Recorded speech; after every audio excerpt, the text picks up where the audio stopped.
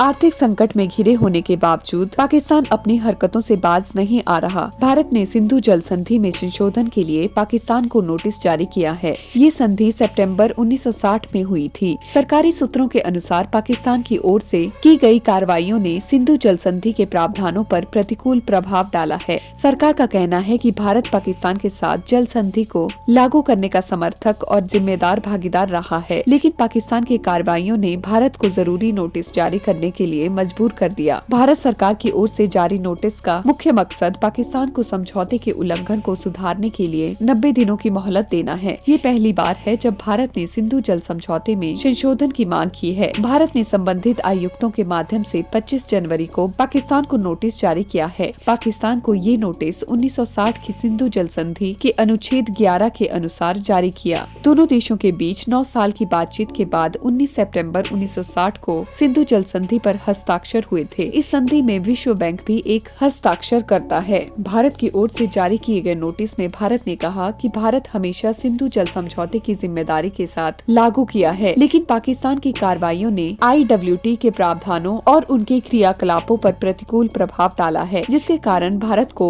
IWT के संशोधन के लिए एक नोटिस जारी करना पड़ा। साल 2015 में पाकिस्तान ने भारत की किशन गंगा और रातले जल विद्युत परियोजना पर अपनी तकनीकी आपत्तियों की जांच के लिए एक विशेषज्ञ की नियुक्ति का अनुरोध किया था, लेकिन 2016 में पाकिस्तान ने एक तरफा कार्यवाही करते हुए इस अनुरोध को वापस ले लिया और प्रस्ताव दिया कि एक मध्यस्थ अदालत उसकी आपत्तियों का फैसला सुनाए। पाकिस्तान की ओर से की गई कार्यवाही सिंधु जल संधि के अनुच्छेद 11 का उल्लंघन है, इसीलिए भारत ने इस मामले को एक विशेषज्ञ के पास भेजने का अनुरोध किया। पारंपरिक रूप से बीच का रास्ता निकालने के लिए भारत की ओर से बार बार प्रयास करने के बावजूद पाकिस्तान ने 2017 से 2022 तक स्थायी सिंधु आयोग की 5 बैठकों में इस मुद्दे पर चर्चा करने से इनकार कर दिया। भारत और पाकिस्तान के बीच 9 साल की बातचीत के बाद 19 सितंबर 1960 को सिंधु जल संधि पर हस्ताक्षर हुए थे। इसी समझौते से दोनों देशों के बीच सिंधु नदी और उसकी सहायक नदियों से पानी की आपूर्ति का बंटवारा नियंत्रित किया जाता है। इस समझौते के प्रावधानों के तहत पूर्वी नदियां जैसे सतलुज, ब्यास और रावी का लगभग 33 मिलियन एकड़ फीट वार्षिक जल का उपयोग भारत के लिए आवंटित किया गया है। वहीं पश्चिमी नदियां जैसे सिंधु, झेलम और चिनाब का लगभग 135 मिलियन एकड़ फीट वार्षिक जल पाकिस्तान के लिए आवंटित है। हाल के वर्षों में भारत ने कई महत्वाकांक्षी सिंचाई योजनाओं और कई अपस्ट्रीम बांधों के निर्माण की शुरुआत की है। पाकिस्तान ने 2015 में इस पर आपत्ति जताई थी,